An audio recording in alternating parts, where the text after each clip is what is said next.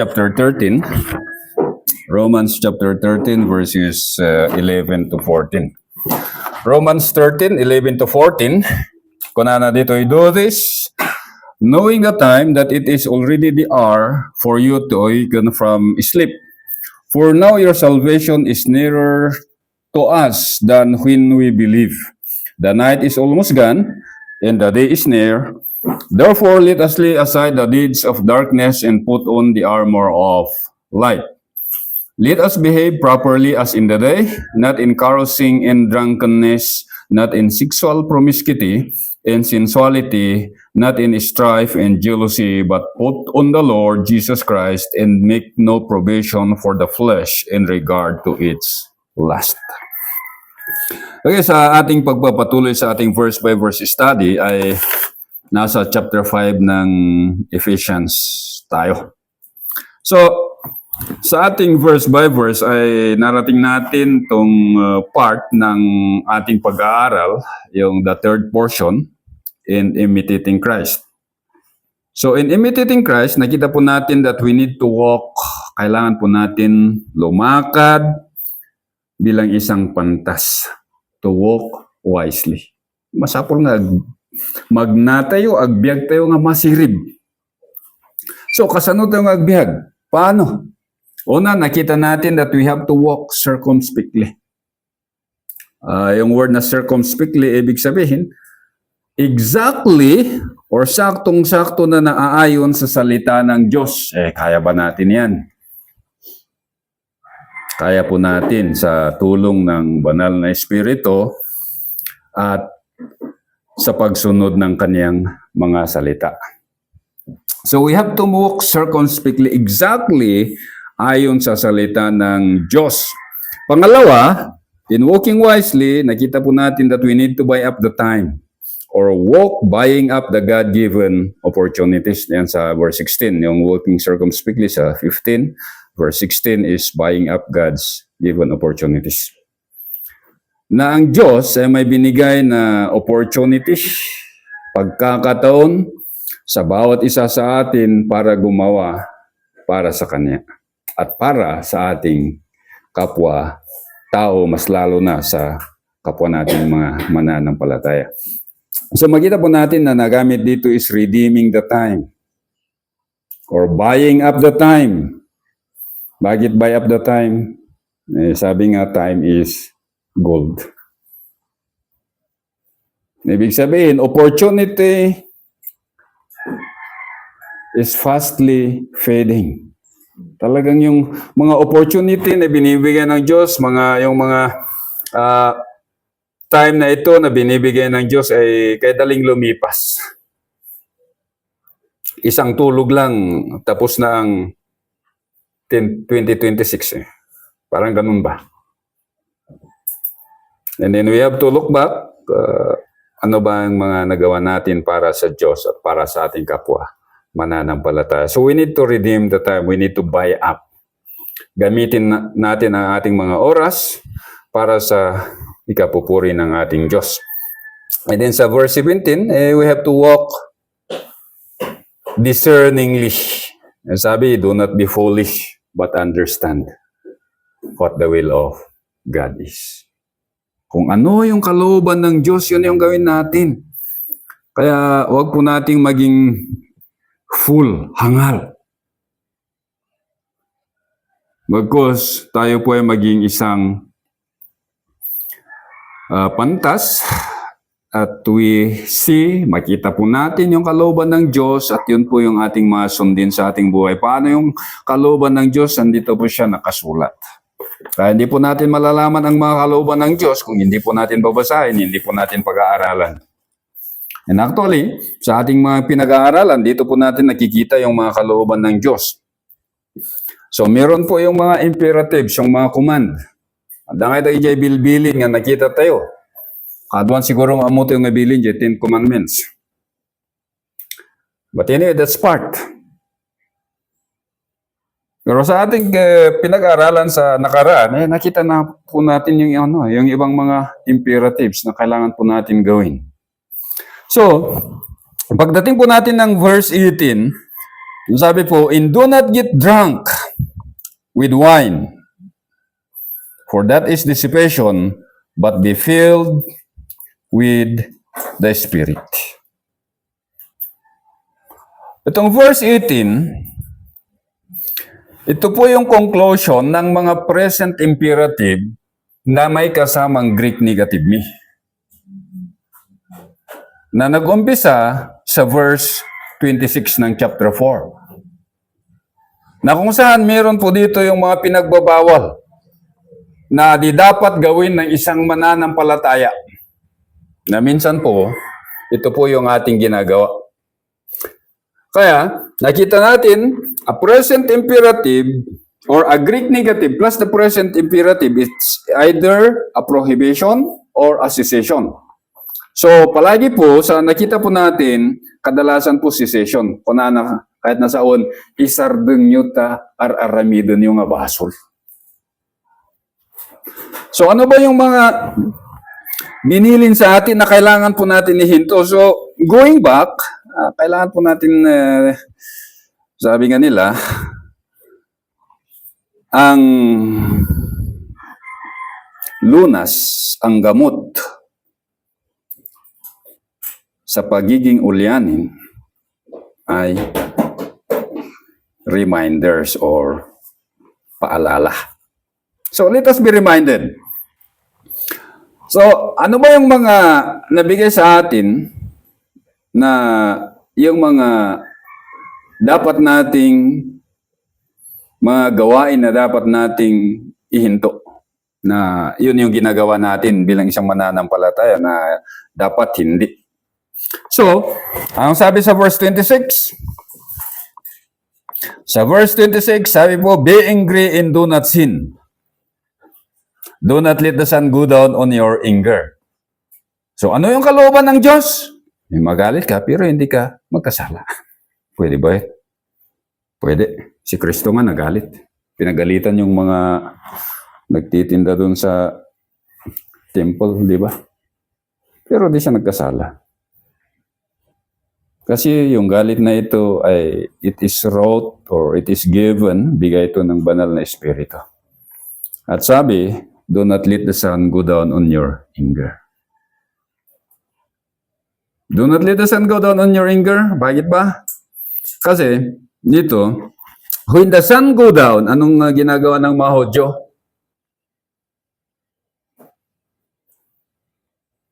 Usually, yung kanilang ginagawa ay nananalangin sila. Sumasamba sila. Kaya bago ka manalangin, bago ka sumamba sa Diyos, makita natin, ay ano ba? Ano ba nang nangyari sa buhay ko sa buong araw na ito? Meron pa yung recollection. Huwag natin hintayin na darating yung Sunday, saka natin sasabihin na, ano ba na yung nangyari sa akin sa week na ito? So, in the context, anger. Kung galit ka sa buong araw, at yung galit na yon ay kasalanan, iayos po natin yan. Bago natin gawin, yung dapat natin na gawin sa gabi na yon. So, do not let the sun go down on your anger. And then, ano yung isa pang Greek negative? Sabi po, do not give the devil an opportunity. Ito yung palaging ito yung isang problema ng mga mananampalataya. Ano ba yung mga binibigay natin na oportunidad sa mga kay Satan? Kasi yung galit natin, imbis na banal na galit, hindi na nagiging personal na galit. Yeah?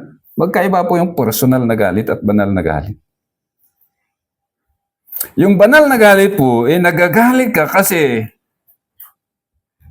nakita mo na mali yung ginagawa ng kapwa mo. Na it hurts the reputation of God. Meron yung sabi ni R.C. Sproul, sabi niya, meron daw siyang isang estudyante. Alam nga ikaw may sa estudyante na, kat titungtungan the Lord's table. Kat nagsaludsod yung estudyante na kuna nakat, Apo Sproul, apay gamin nga han nga pinagbalin nga sagrado ni Apo Jesus, jay peanut butter, jay coke, Tayo na lang, tayo saran tayo nga, ag Lord's table, kahit. Kuna ni R.C. Sproul, ni Mr. Sproul, kuna ka, agong, ungatak ije unag ko. Why? Because that man, pinagbalin na nga, awan ser-serbina, jay, pinagbalin ti Diyos nga sagrado. Di iti klasin ti divine anger. Ay nga, talaga nga nagmandi, ijarik na ta, di put the word of God into nonsense. But did he take it personally? He's angry. Agungat iso na, agsipunta ka sa Lord, kasla binaliwalada, Jays, sagrado nga banag, pinagbalin ti Diyos nga sagrado nga panglaglagipan, kinkuha na.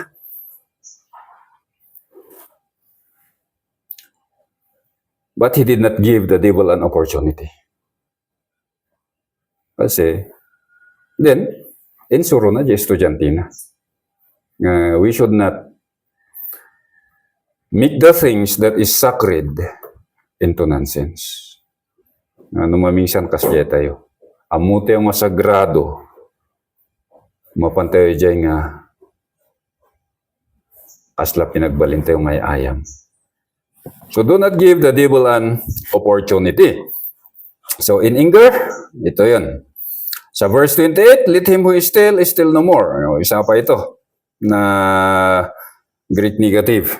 And then sa 29, let no unwholesome word proceed from your mouth. Ito po yung sabi ng ninong namin noon na huwag po nating hayaan na Latin lahat ang lalabas sa ating mga bibig. Alam niyo daw yung mga Latin, yung mga salitang Latin. Yung daw hindi katanggap-tanggap na klase ng pananalita na kahit yung mga aso ay sinusuka. So, unwholesome. Yung hindi dapat na bigkasin ng isang mananampalataya. Ang number one na guilty po dito ay mga pastor. Na kung sila ang mag-joke, it's below the belt. So, bilang isang mananampalataya, sabi, let no unwholesome word proceed from your mouth. Ay una yung nagsanto ka, unay ko na, but that is the reality. That is the true Christianity. Masakit man siya, pero yun po yung katotohanan. Huwag po nating gawin na bastos ang mga ginawang sagrado ng Diyos. And then, sa verse 30, sabi po, do not grieve the Holy Spirit. How often do we grieve the Holy Spirit? Na kung saan, kung ginagawa natin itong mga kanyang pinagbabawal, ay we grieve the Holy Spirit.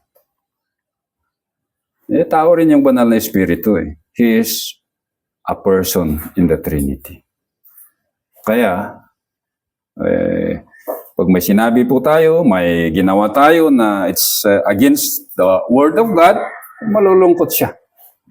He will be grieved. Actually, hindi lang lungkot eh. Actually, it is very sorrowful. Kasi minsan, lungkot eh. Malungkot lang siya.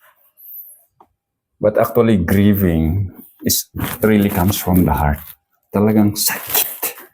Talagang, ewan ko kung naranasan nyo yung sabi na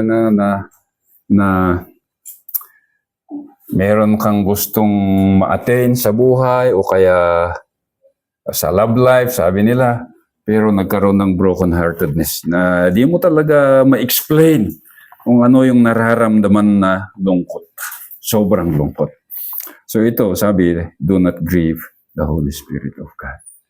Na yung mga Kristiyano sa Efeso, ito yung palagi nilang ginagawa.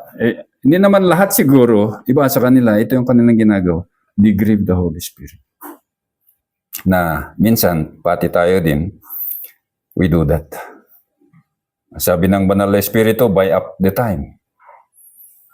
Sabi natin, mamaya na.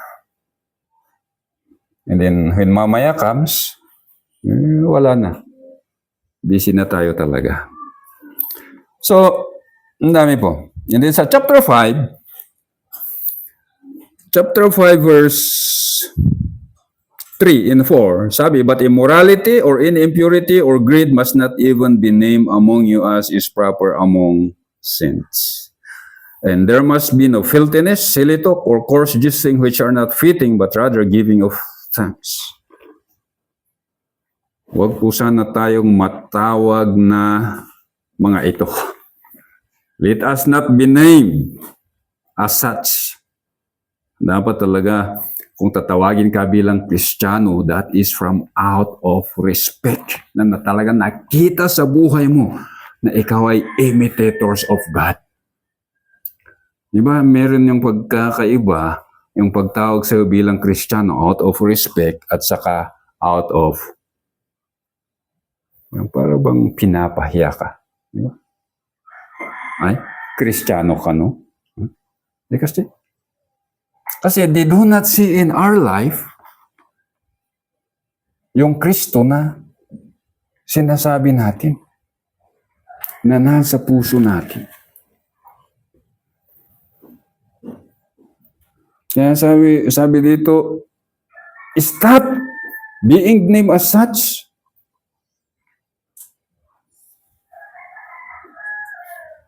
Huwag po tayong magamit na instrumento para matisod yung iba sa Christianity. Rather, let us become a Christian who represent yung Diyos na tumawag sa atin. Kaya be imitators of God. And then sa verse 6, anong sabi sa verse 6? Let no one deceive you with empty words. Ay, una yan, pati Kristiyano na lakang maluko. Hindi lang po sa ating kapanahunan may scammer. Pati din sa kanilang kapanahunan, daming scammer. Anong scam na ginagamit sa ngayon? O you plant a seed, sabi nila. Kung magbibigay ka sa akin ng 100, sigurado, paglabas mo dito, may magbibigay sa iyo ng 1,000.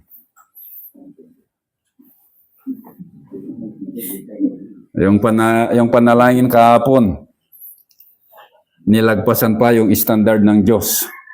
Kasi yung standard ng Diyos, 30-fold, hanggang sa 100-fold. Yung panalangin ng pastor kahapon, sabi niya, million folds at saka billion folds.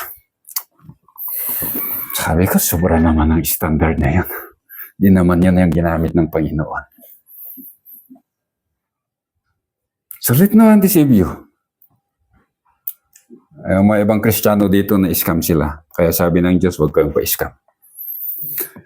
And then, sa verse 7, do not be partakers with them. Huwag kayong makisalo sa kanila.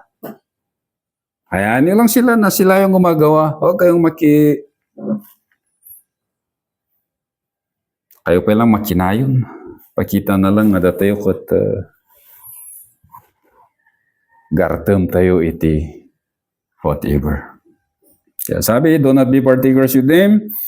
Sa verse 11, sabi, do not participate in the unfruitful deeds of darkness. Huwag po tayong maki-fellowship kung ano man yung ginagawa ng mga ibang Kristiyano sa kadiliman. Ito yung masakit. The harsh reality. Ito yung katotohanan. Na meron yung mga ibang Kristiyano na alam nilang magtago ng kanilang kasikreto na sikretong tunay. But there is not a secret that will not be brought to light. Kaya, let us be warned na itong mga ibang Kristiyano noon, may ginagawa sila sa kadiliman. At sabi ng Diyos sa kanila, hintiyon niya, stop. Tama na yun. Kasi Kristiyano nga kayo. Dapat you need to imitate God kasi Christ reside in your hearts. So, dito, sabi nila sa kanila, at sa atin din, Do not participate. Huwag po tayong makihalo, huwag po tayong makigawa kung ano man yung ginagawa ng mga ibang ito sa kadiliman. And then sa verse 17, na ating napag-aralan do not be foolish. Mga ibang Kristiyano fool. They are fool. Maag. Amuda dyan kinapudno, but then, handa nga panahon. Why? Kasi, ejeda nga makipangpangan, ejeda nga matultulungan, whatever. Jadi ko nadakat no, da si sikarap, awan ti bibiyarag no, awan ti si sikarap, na ko na jay Ilocano. But for us, we need to be wise. We need to walk wisely. And walking wisely, we need to continually walk, filled with the Holy Spirit. So, yung pang-apat, in walking wisely, we need to walk filled with the Holy Spirit. This is in verses 18 to 20. So, umpisahan po natin ang passage na ito sa pag-aaral sa verse 18. So, sabi, and do not get drunk with wine, for that is dissipation, but be filled with the Spirit.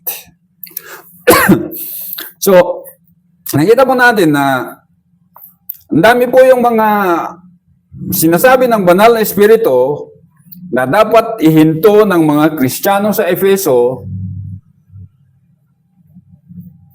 kasi Kristiyano na sila. Itong mga gawa na ito, kasi ang mga ito ay gawa to ng mga ng mga hindi mananampalataya. Ewan ko kung ito ay mga carry over nila galing sa practice nila sa nakaraan nilang buhay in their life as a Gentile in the flesh. So, sabi, do not get drunk with wine. Do not get drunk, na sabi nga natin is a Greek negative plus a present imperative. Kaya sabi, stop being a drunkard. Hindi po niya pinagbawal dito yung yung pag-inom ng alak. Ang pinagbabawal po, yung kalasingan. But sometimes, titao ka tao, ay, nakunada mabalin. Mabalin lata. But anyway, this is a command. A command na kailangan po natin sundin. At sabi po, stop getting drunk. Hindi siya, kaya sabi ko kanina, hindi po siya pinagbawal yung pag-inom. Kasi, kung maalala natin, ang pag-inom ng alak sa Scripture ay hindi po kasalanan. See, because Christ Himself drink, kaya ang tawag sa Kanya, lasinggo, kasi, sino yung mga friend niya? Mga drunkards. Makita natin yan sa Matthew chapter 11, verse 16 to 19. At sa John chapter 2, verse 1 to 11, ano ginawa ni Christ? He turned the water into wine. At saka yung mga wine ay nagagamit po ito sa mga Lord's Supper. And actually, sa ibang church, 2 cups Ewan ko kung anong size yung cups nila. Basta siguro yung cup nila ay hindi ka talaga aabot sa malasing. And then kay Timothy, it is used for medicine kasi alam po natin kung yung tubig nila noon ay hindi filtered o hindi purified gaya ng mga tubig natin sa ngayon. So, drinking wine is not a sin. Hindi po siya kasalanan. Pero, what is condemned in the Scripture as sin is drunkenness. Kasi yun po yung gawa ng laman. That is the work of the flesh. Galatians chapter 5, verse 19 to 21, kasama doon siya sa work of the flesh. Sa 1 Timothy chapter 3, verse 8, sabi doon, yung mga tatayo, bilang church leader, ay kailangan hindi siya addict sa alcohol. Drunkenness, sa Romans chapter 13, yung binasa natin kanina, verses 12 to 13, it is the work of darkness. Trabaho po yun ng kadiliman. Sa 1 Peter chapter 4, verse 3, drunkenness is the past life of the Gentile in the flesh. So, makita po natin na drunkenness, ang paglalasing, or actually the word drunkenness is to drink into intoxication or to be soaked with wine. Yung bang babad na babad sa alak. Yung isang tao na kung pipigain mo hindi na dugo yung lalabas sa kanya, alcohol na. Maalala ko tuloy nung kabataan namin na may isang pelikula noon si Philip Salvador, na kung saan laging lasing. Pulis na lasinggo. Na kung saan, sabi niya, hindi na dugo yung lalabas sa kanya, alcohol na, nung siya nabaril. So anyway, sabi dito, do not be soaked with wine. Kasi, sabi nga, whatever, o kung ano man yung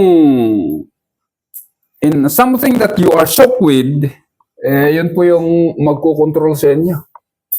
Kung kanino ka babad na babad, yan po yung magkukontrol sa isipan mo at sa katawan mo. Kaya yung mayang people na babad sa cellphone, sino ang nagkukontrol sa isipan nila? Yung kanilang mga laro. Kung yung mga ina na babad sa pagchichismis, magkakasakit sila pag hindi sila nagchismis. Kasi kontrolado na Yan yung sistema nila. Kaya kung isang tao ay babad na babad sa pagiging palaging tinataas ang sarili, yun din. Ganyan din ang So, nagamit po dito is alcohol. So, kaya kung isang tao ay babad na babad sa alcohol, ang magdidikta sa kanyang isipan at sa kanyang katawan ay alcohol. Para bang, bakit nga ba naging kasalanan ang drunkenness? Or sa some part of scripture, drunkenness has become a form of idolatry. Bakit nga ba ganun? Kasi, in a drunken stupor, kung lasing na lasing ang isang tao, ang kanyang isipan at ang kanyang katawan ay nakasuko sa Panginoon ng mga alak.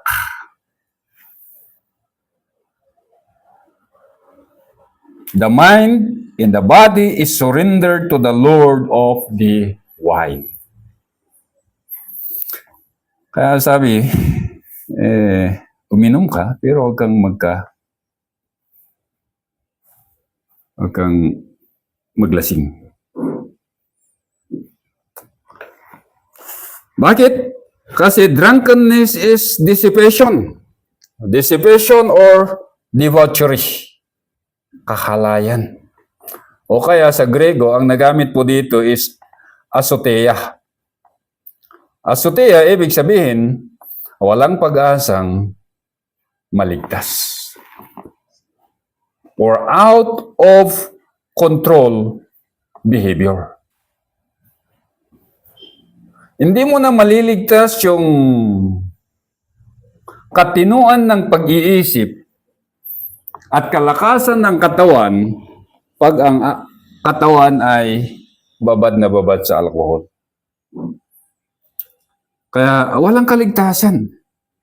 Actually, yung word na debauchery or yung word na asotea, sabi, it is wasteful, it is abandon. Talagang parang iniwan. Yung ko ba kung saan mo iniwan yung kaluluwa mo? Saan mo iniwan yung isipan mo? Iniwan mo siya sa Panginoon ng mga alak. So, drunken debauchery, pag nagamit ito in a combination, it is the intense overindulgence in wild, reckless sensual pleasure that is fueled up by intoxication. At ang biblical example na makuha natin dito ay yung prodigal son. Ano ba yung ginawa ng prodigal son? Sabi niya sa kanyang ama, Tatang, itad mo naman jay tawid ko. So, ni Tatang na, agsipod talab na jay ubing, yung ko no, niya klasin tilab, intud na. And the scripture says that he went to a far country and indulged himself in sensual pleasures.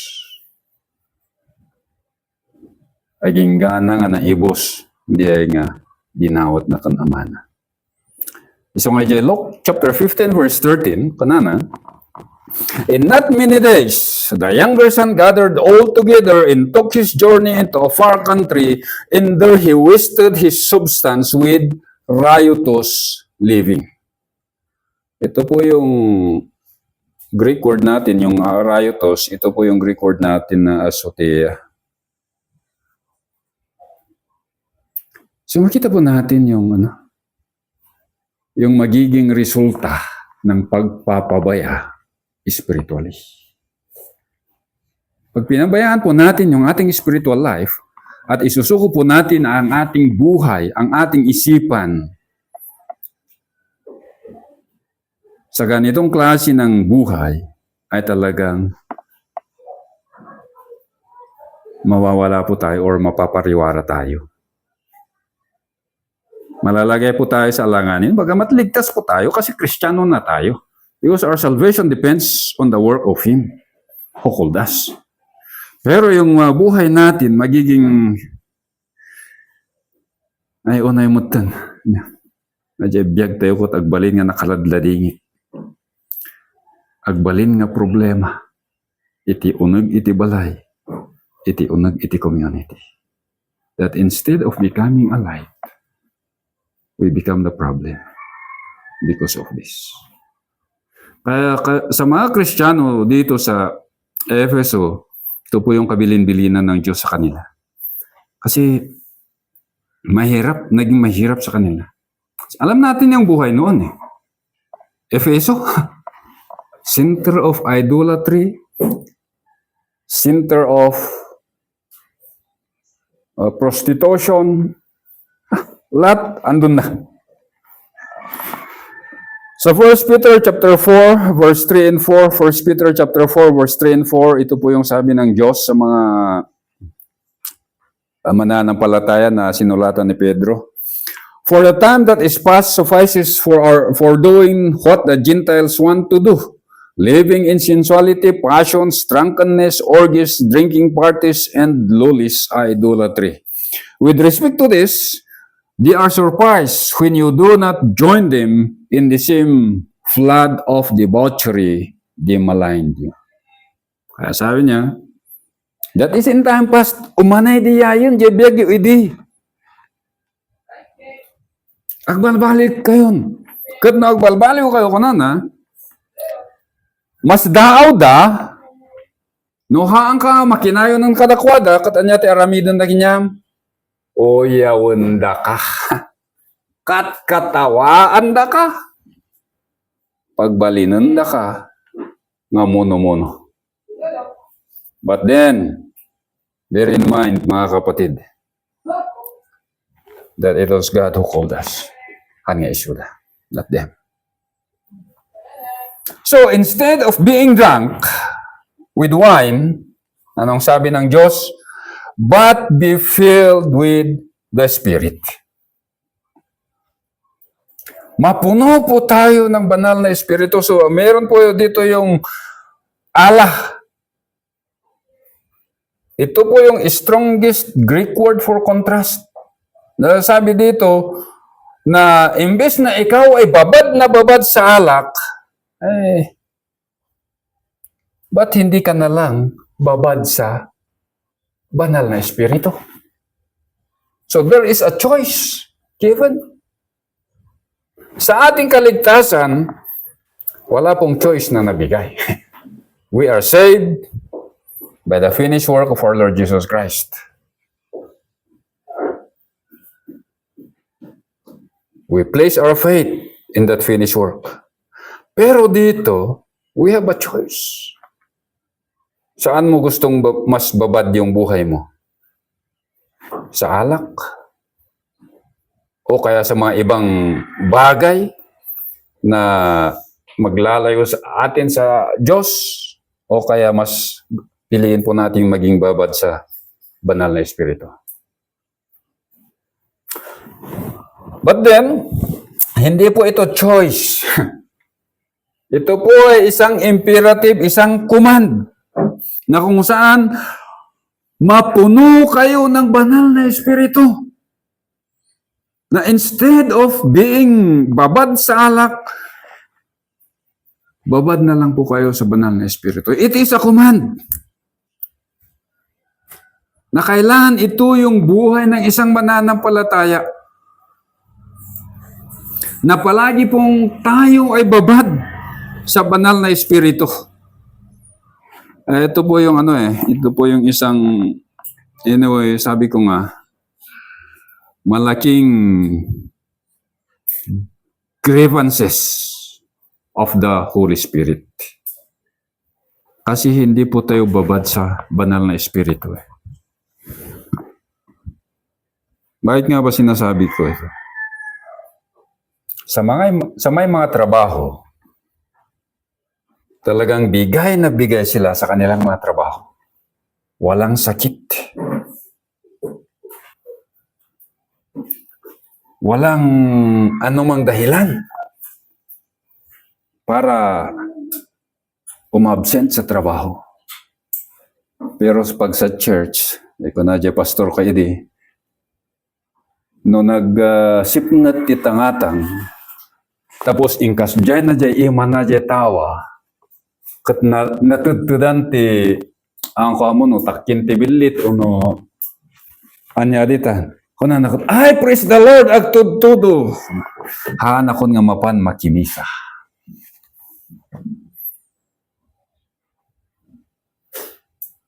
The Holy Spirit is great. Bagamat ligtas po tayo, that is an assurance. Pero, yung banal na Espiritu sa loob-looban po natin ay nalulungkot. Be filled with the Holy Spirit.